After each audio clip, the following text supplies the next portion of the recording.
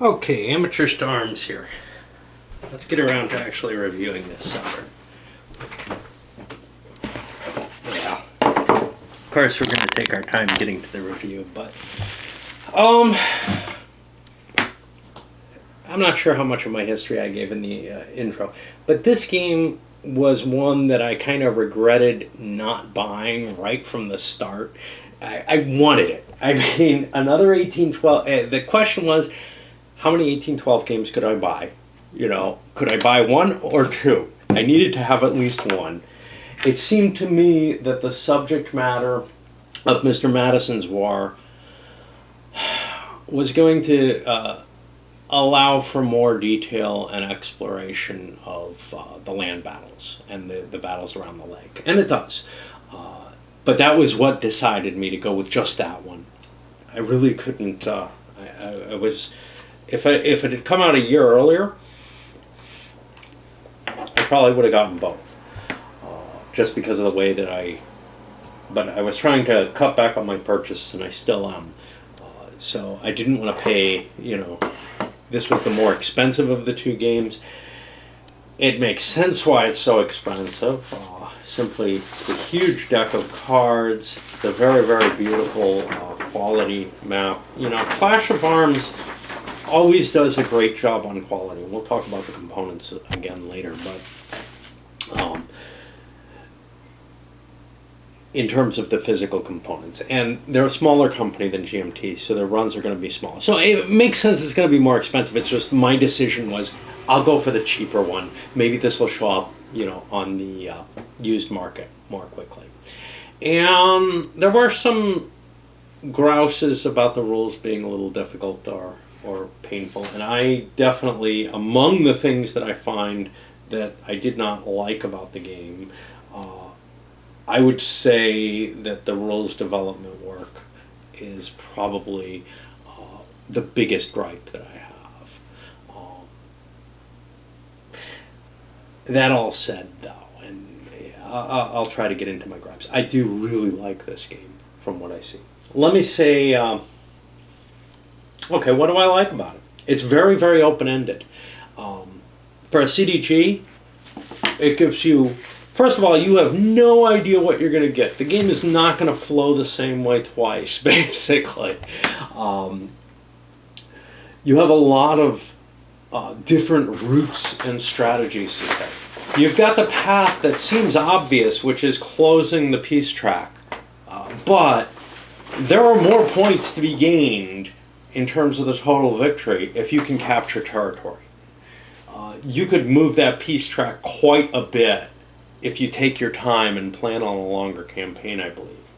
You've got several different pathways to follow. You've got the wilderness pathway, which I didn't explore at all because it didn't look like there was much of value down here. But as an entry point into the west, there are some valuable locations there, and a threat to maybe even the deep south. It could be very interesting. The main points, though, are going to be your lakes. Your three lake entries through Detroit, the Buffalo area, and then sort of the wide St. Lawrence frontier here going down to Champlain. And each lake or river work is sort of a pathway that you have to follow. If you don't follow them, you're not going to be able to get large forces done.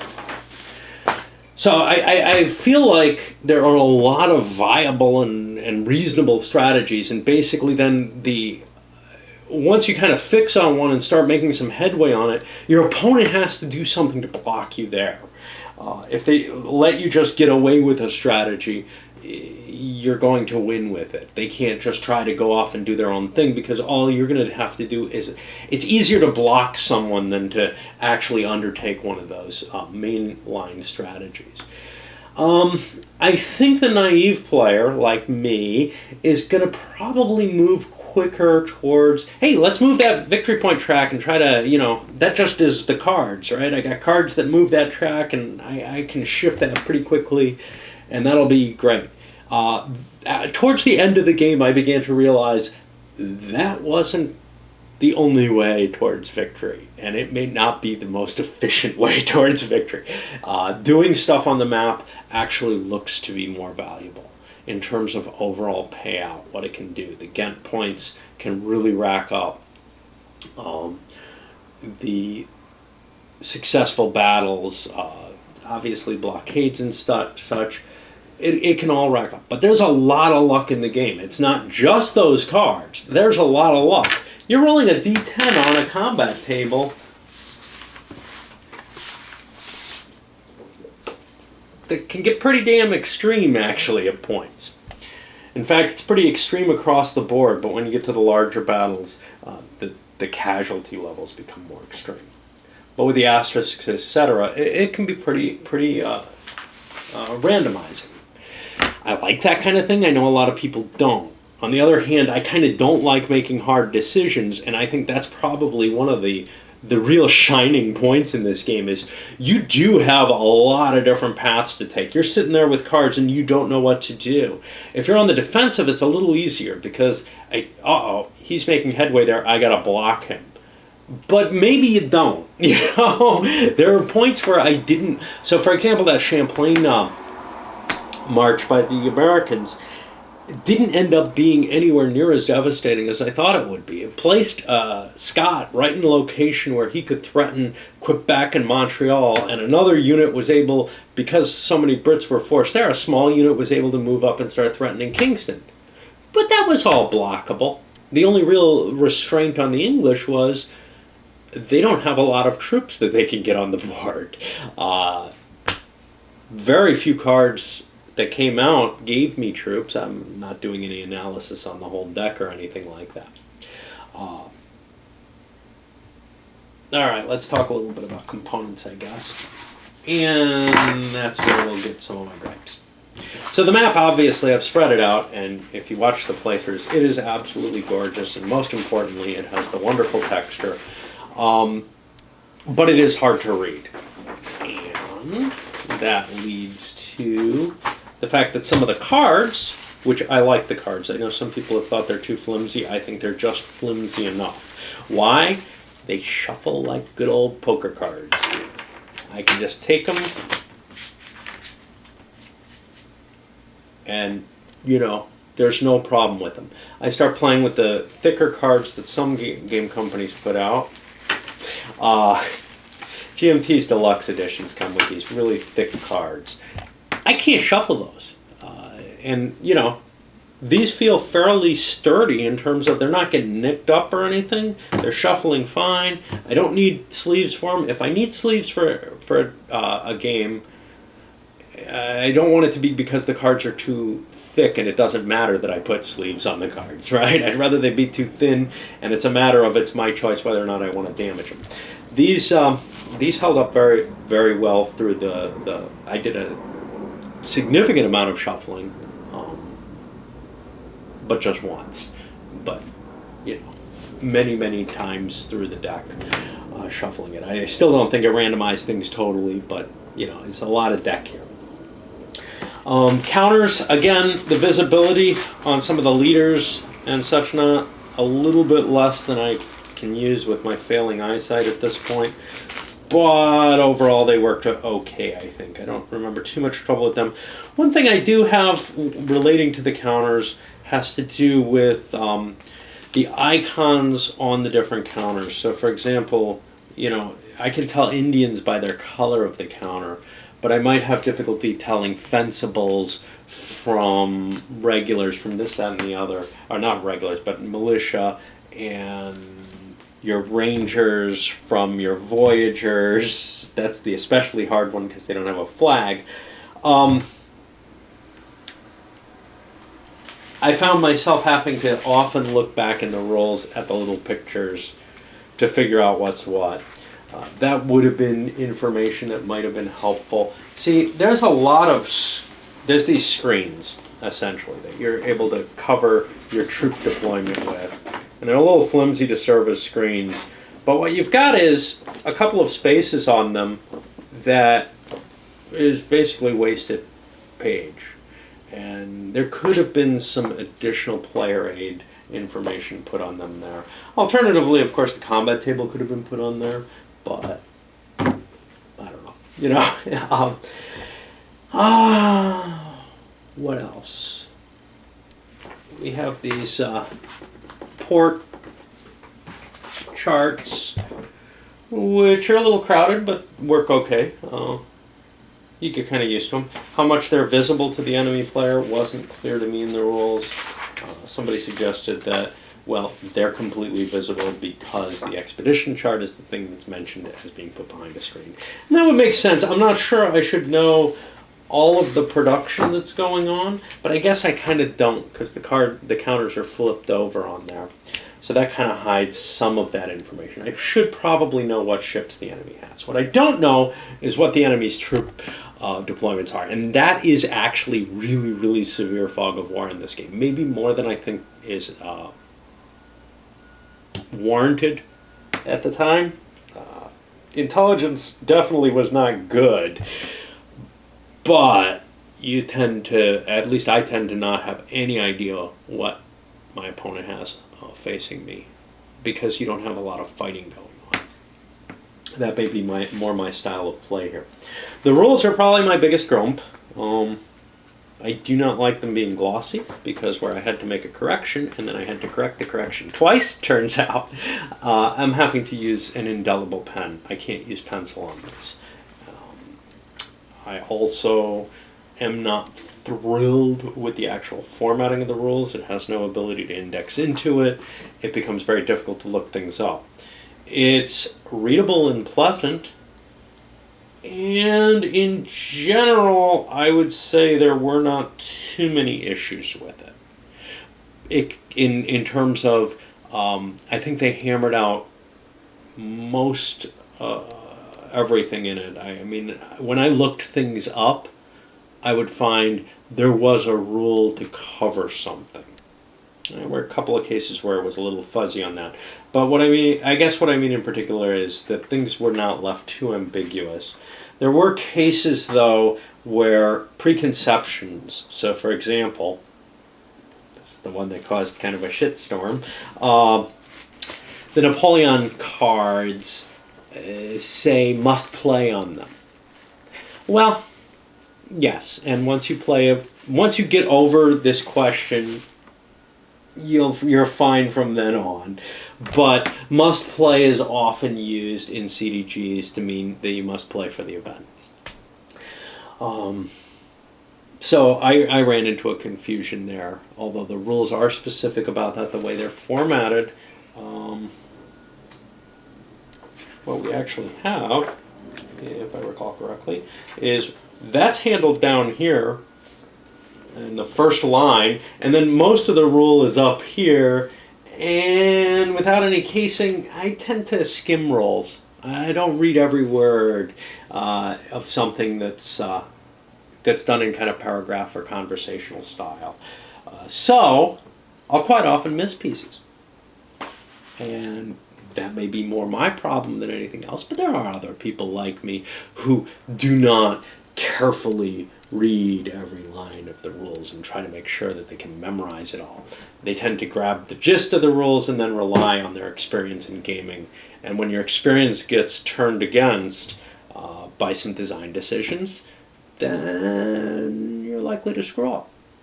And the only people who are going to catch that are people playing the game for the very first time from the rules without any discussion, without any open discussion with the designers, basically.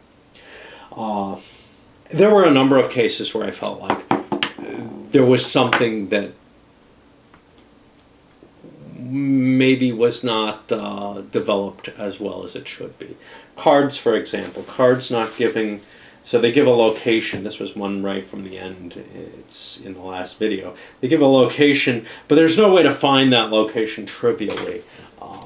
There's no index from the card onto the map. There's no gazetteer that tells you where important locations are. What there is the playbook, which gives a discussion on every single card, some historical, some otherwise. Mostly it's historical, though. But that was enough to tell me where this dude would show up. You know, otherwise I would have to Google it and find out, hey, where was he active? Because I got no idea. That's a big map, and there are a lot of little tiny words on it. Each space basically has its own little location, and I got no idea where that guy's going to show up. So there were a number of decisions like that that I felt were kind of, well, no, not kind of, that were probably not explored as well from the development standpoint. And there's a clear reason for that. We've got a shared team of designer-developer, 2 people. Whenever you have not a clear segmentation between the 2 roles, and it's fine if they swap, right? If halfway through the mission somebody goes from being the developer to becoming the designer, but then there's a new developer or something like that. That kind of thing works okay. But you do need to keep a segmentation between the 2. And you end up with something that's a little too sloppy otherwise. Kind of like my videos, right? I'm the one who should talk. Yeah, you know, I don't know why I expect more from designers. Of course, they are. This is not, you know, freely available. You have to buy it. So, overall impression, though, like I said, I like this thing. Up until now, my best game for 2012 had been Kingdom of Heaven. Nothing against Bill Collins' Mr. Madison's War, but I just felt like that was kind of too focused. There really weren't, I didn't feel like I was going to play that many times. And I haven't. I played Kingdom of Heaven probably too many times just because there's a lot of scenarios to it where I actually kind of fatigued from it. But I felt like I would fatigue even more quickly with Mr. Madison's War. This one, I don't feel that way. I feel like I could come to this game and get a reasonably historical, not historically accurate, a reasonably historical outcome in the sense that whatever happens here is believable. At least I didn't see anything that I couldn't accept. Now, I don't care. Somebody was complaining in their comments section at Board Game Geek about Napoleon winning, you know, being defeated in 1813 and Wellington being available and this, that, and the other. And I'm kind of like, well, you know, the people fighting this war did not know what was happening on the continent. Yes, it can screw your game. There is no question that major luck events that are fairly random can swing this game heavily. What do you do with it, you know? Well, this is not a tournament competition game. I think that's the rule here. Mr. Madison's War is better for that side of things. This is a fun experience game. That's not to say you can't play it competitively, but you may be dealt a hand of cards or a set of die rolls or whatever that just is going to make it impossible for you to win. It can happen. And then you kind of laugh it off and you say, look, you know, I did as well as I can. I'm surprised I did so well. Or, geez, I may have gotten some bad luck, but I sure made it worse, you know. And that's to me fine. I'm not terribly worried. Can I talk about the balance of the game overall? No, I can't. This is too big in terms of that deck of cards. It's too big in terms of what different strategies I did not explore. I've done one playing of this thing. But I am very impressed at this point with what I'm seeing and definitely want to do this a few more times. Because I really like... First of all, there's the broad scope, which is something that Mr. Madison's War can't touch, right? You know, that is a focus game. This is the entire North American, you know, land war here and the lakes. But beyond that, there is a lot of different ways things can go from that huge deck of cards, and that just, you know, that makes the game richer for me. I know for some people, like I said, the tournament folks, they are probably not going to be thrilled with this. But someone like me is going to say, you know, it's worth wading through those rules. They weren't that tough. They weren't that thick. There wasn't that much rule meat in there. There aren't tons and tons of exceptions or anything like that. It's just the format was painful to me. And it's worth dealing with the occasional well, what does this card mean? Hey, I screwed up a couple of cards, right? One particular phrasing I think was a clear just mistake on their part, but they claim no one in their extensive playtesting team had that problem. Well, the card said, must be played in 1812. I'm still not sure what that means. I've gotten a clarification that that means may only be played in 1812. That's not what I would take must be played in, but you know, what the hell. That kind of issue is probably going to cause problems for me in the future, even though I had this moment with it. Simply because that's just a logical mistake in the construction. Some of the other stuff, though, is a matter of, well, now I kind of know where to look for the problem. Anyway, I'm very positive on this, very, very thankful to the guy who sold it to me, probably at a loss to himself, just as an act of friendship, I think. You know, there are some perks, even if I don't get lots and lots of review copies, because I piss off the developers and I piss off the designers and I piss off the companies. But yeah, I think this is well worth it.